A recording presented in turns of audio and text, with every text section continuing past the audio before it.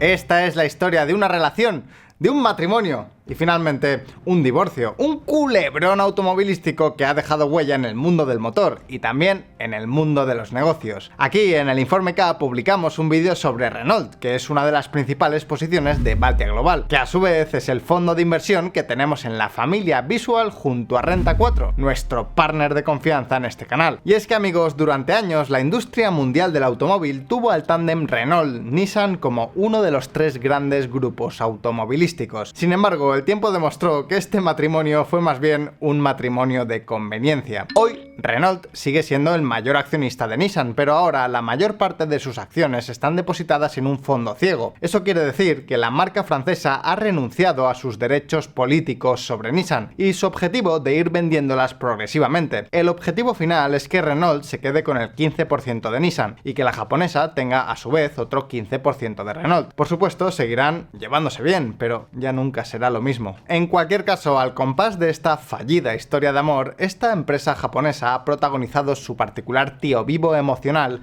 que ha hecho que muchos se pregunten si tiene futuro o si está condenada a caer en los infiernos. Nissan junto con Toyota y Honda son los tres grandes fabricantes de automóviles en Japón. Tradicionalmente nuestra protagonista en este vídeo era más grande que Honda, ahora sin embargo se encuentra en la tercera posición. ¿Qué ha pasado? Pues que los últimos años han sido francamente desastrosos. Hoy su nivel de ventas continúa todavía por debajo de sus cifras del año 2018. Y claro, como las empresas de automóviles son muy intensivas en capital y tienen muchísimos costes fijos, esto ha hecho que el beneficio después de impuestos haya caído casi un 60%. El resultado de este calvario, pues que en la última década las acciones de Nissan han caído al mismo ritmo que sus beneficios, casi un 60%. Como podéis ver, los años 2018, 2019 y 2020 fueron terroríficos, y aunque hubo un pequeño respiro y las cosas parecieron estabilizarse, el tobogán hacia el abismo ha vuelto a reaparecer. Entre julio y septiembre de 2024 las acciones han perdido otro 30%, y todo esto además teniendo en cuenta que las acciones cotizan en yenes, una divisa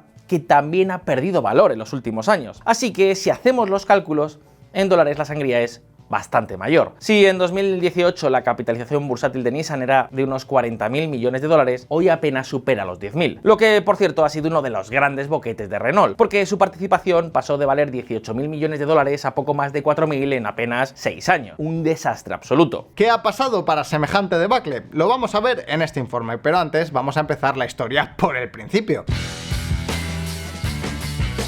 Nissan nació de la fusión de varios fabricantes de automóviles pequeños en las primeras décadas del siglo XX y desde 1934 cotiza en la bolsa de Tokio. 3 años más tarde, en 1937, fabricaron ni más ni menos que el primer coche de producción en masa de Japón, el Datsun Type 15. Pero por supuesto, ese no es el principio de la historia al que me refería, porque para describir el inicio de todo lo que os vamos a contar hoy, tenemos que remontarnos algo en el tiempo, pero no tanto como a principios de siglo, tenemos que viajar hasta los años 90. En aquel momento Nissan ya era un importante fabricante con factorías en Japón, Estados Unidos, México, Brasil, Sudáfrica, Australia, vamos, que estaba por todo el mundo. Incluso a finales de los 80 había lanzado su propia marca de lujo, Infiniti. Todo parecía ir viento en popa.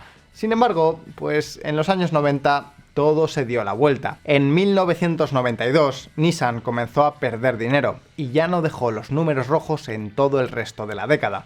Los 90 se terminaron convirtiendo en unos años de pesadilla para esta compañía. La competencia se volvió feroz, los nuevos modelos, los nuevos diseños no tuvieron el impacto esperado y el crecimiento desordenado dejó a la empresa al borde del abismo. Para colmo, mientras Estados Unidos comenzaba a enloquecer con la fiebre de los SUV, Nissan se quedó completamente fuera de esta fiesta. El resultado es que en 1999 la deuda ya les llegaba hasta el cuello y todo apuntaba a una inminente quiebra, y es que ni siquiera el futuro de la empresa estaba garantizado. Pero fue justo en ese momento cuando Renault entró en acción. El fabricante francés acudió al rescate de la empresa japonesa, puso unos 5.400 millones de dólares a cambio de hacerse con el 37% de la propiedad de la empresa japonesa. Además, a partir de ese momento, las dos compañías unieron fuerzas para reducir costes y ser más eficientes. Al poco tiempo, incluso las dos empresas pusieron exactamente a la misma persona a los mandos, es decir, ¿qué mejor forma de consolidar la alianza que tener al frente de las dos compañías al mismo jefe? Y os preguntaréis,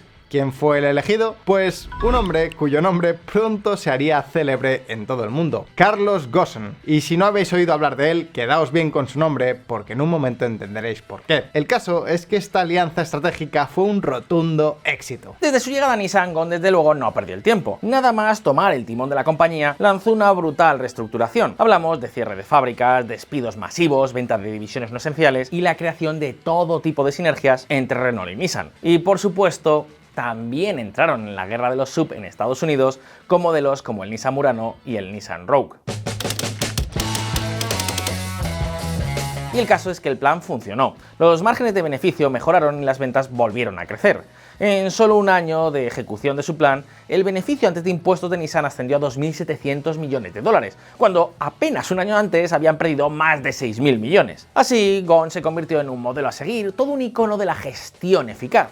Y ahí no quedó todo. En los años siguientes, la alianza volvió a crecer con la incorporación de Mitsubishi y la rusa Autobad. El sueño de Ghosn de crear uno de los 3 grandes grupos automovilísticos a nivel mundial junto a Toyota y Volkswagen estaba tomando forma. Pero amigos, cuando todo parecía estar encarrilado, el destino, siempre caprichoso, empezó a torcerse. El 19 de noviembre de 2018, Carlos fue arrestado por las autoridades japonesas. Las acusaciones fueron tremendas. Robo a la empresa, fraude y evasión fiscal. ¿Hasta dónde llegó el presunto delito? Pues una investigación interna de la propia Nissan concluyó que Carlos, junto a un director llamado Greg Kelly, habían sustraído más de 300 millones de dólares, incluyendo el uso de propiedades de la empresa, como el avión privado, para actividades estrictamente personales. Pero eso solo fue el comienzo de una historia rocambolesca. En 2019, mientras estaba en libertad condicional, Carlos protagonizó una fuga de película. Escapó de Japón, escondido en la caja de un supuesto equipo de música que voló al Líbano en un jet privado.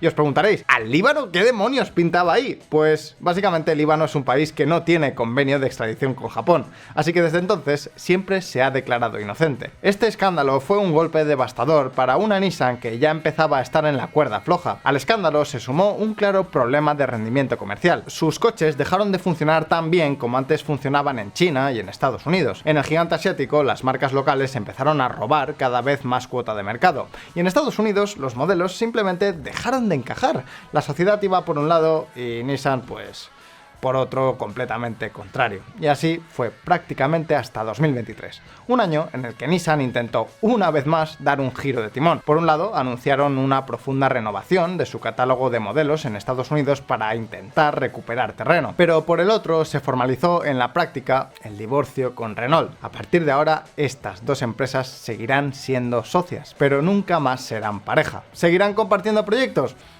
Pues sí, pero habrá otros que no, y de hecho en los últimos meses Nissan ya ha empezado a mirar hacia nuevos horizontes, en busca de un posible nuevo compañero sentimental. Nissan y Honda lanzarán un nuevo vehículo eléctrico para 2030. Los fabricantes de automóviles japoneses no descartan futuros lazos de capital, ya que dieron a conocer una amplia alianza. Sin embargo, los problemas no han desaparecido, sobre todo uno: China. En 2023 las ventas en este país cayeron un 24% y en 2024 la empresa nipona ya solo aspira a intentar mantenerse estable en el gigante asiático. Esto es algo que, dicho sea de paso, no solo afecta a nuestra protagonista de hoy. Todas las empresas automovilísticas de Japón, Corea y también Europa están experimentando el mismo problema. Como podéis ver, los chinos compran cada vez más coches de origen chino. Punto. La cuota de mercado de las marcas locales ya supera el 60%. Pero es que, por otra parte, hasta ahora Nissan no ha logrado mejorar sustancialmente sus márgenes, que con un 4,5% siguen estando en los más bajos de toda la industria. Por eso, el mercado no se fía. Hay temor de que si el ciclo económico se da la vuelta, Nissan podría volver a encontrarse en serios problemas. Claro que, amigos, no todos son malas noticias. Teniendo en cuenta dividendos y recompras de acciones, en 2022 Nissan recompensó a los accionistas con un 17,6%, en 2023 con un 46,2% y en 2024 esperan superar el 30%. Son cifras locas, pero a pesar de ello, las acciones siguen bajando. ¿La razón? Pues como os decía, hay miedo de que una recesión en Estados Unidos pueda llevar de nuevo a la empresa japonesa directamente al inframundo. Y para colmo, las previsiones tampoco se están cumpliendo. Nissan comenzó su año fiscal pronosticando que venderían 4 millones de vehículos. Luego redujo la cifra a 3,7 millones. Ahora tiene su objetivo en 3,5 millones. Excluyendo China, Nissan esperaba un crecimiento interanual del 1% en las ventas. Ahora espera una disminución del 5%. ¿Qué está pasando? Pues muchas cosas. Tenemos la desaceleración en Estados Unidos, una creciente y feroz competencia en un mercado en el que para colmo están desembarcando muchos productores low cost, las empresas chinas, y por si fuera poco el pinchazo en las ventas de coches eléctricos, un segmento en el que no se están cumpliendo las previsiones. Y para colmo, Nissan también se ha quedado fuera del auge del híbrido en Estados Unidos. La verdad, últimamente no les sale nada bien y casi siempre llegan tarde. Y luego, sobre el gigante asiático, pues bueno, esto es lo que dicen en la empresa japonesa. La situación del mercado en China es muy intensa. La guerra de precios, para ser honesto, es un poco loca. Y nos aseguramos de ser disciplinados y de no seguir ciegamente en los primeros 3 trimestres. La batalla por las ventas de automóviles en China continúa. Como nos decía Óscar hace un momento, China se está convirtiendo en un mercado muy complicado para las empresas occidentales. Es posible incluso que estemos entrando en una especie de nuevo paradigma en el que este país ya no sea una prioridad para muchas de las grandes multinacionales. Que eso de aterrizar en China y ponerte a vender como loco haya pasado a la historia. Ahora los chinos demandan cada vez más productos chinos. Primero porque son más baratos y porque han conseguido ponerse al día. Y segundo porque el propio gobierno, los bancos públicos y los medios de comunicación, que también son públicos, todos están trabajando para impulsar el consumo de productos nacionales. Mucho ojo con esto porque va a haber muchas empresas que lo van a pasar muy pero que muy mal en los próximos años. Pues bien, todo esto ha hecho que entre los meses de abril y junio la cifra de beneficios de Nissan se desplomara otra vez, lo que por supuesto ha hecho saltar todas las alarmas. Esto es lo que explica la caída del 30% que esta empresa ha registrado entre principios de julio y septiembre de 2024. Nissan registra una caída del 99% en el beneficio del primer trimestre y sus acciones se desploman. Amigos, la compañía nipona todavía espera conseguir más de 2.000 millones de dólares de beneficio en este ejercicio. Pero, claro, como ya os hemos dicho, hay mucho miedo y muchas dudas.